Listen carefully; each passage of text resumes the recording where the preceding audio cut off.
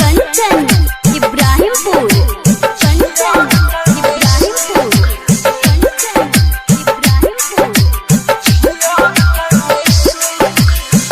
प्यार करे वाला कितना मोहर गईले हुक से,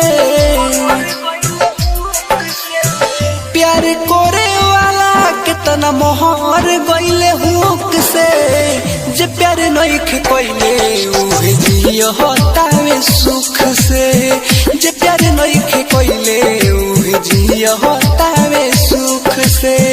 दाना पानी रहते लोगवा तड़पेला हो भूख से, जे प्यार नइखे कइले उहे जियो होतावे सुख से, जे प्यार नइखे कइले उहे जियो होतावे सुख से। मिक्स बार पल्लवी रिकॉर्डिंग स्टूडियो मछिया इब्राहिमपुर कंचन इब्राहिमपुर।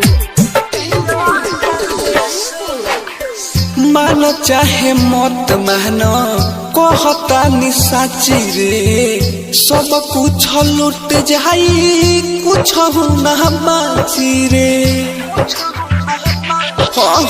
झर झर अखिया से गिरे लागी नीर रे, छोड़ी हस जहिया बाना के फकीर रे।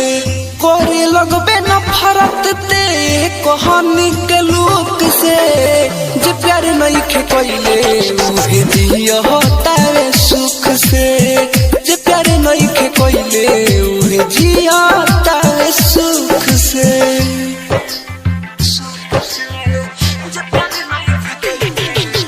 कंचन इब्राहिमपुर कंचन इब्राहिमपुर कंचन इब्राहिमपुर।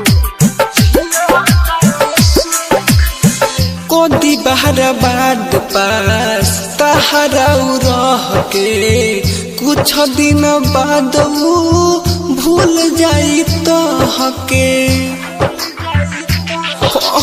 सहबसी तुम सबका से बेसी, सोहतार जैसे मोद पर देसी। अमर जितियो केला जिंदगी मिले है बाड़ा तुक से, जे प्यार नइखे कइले उहे जियो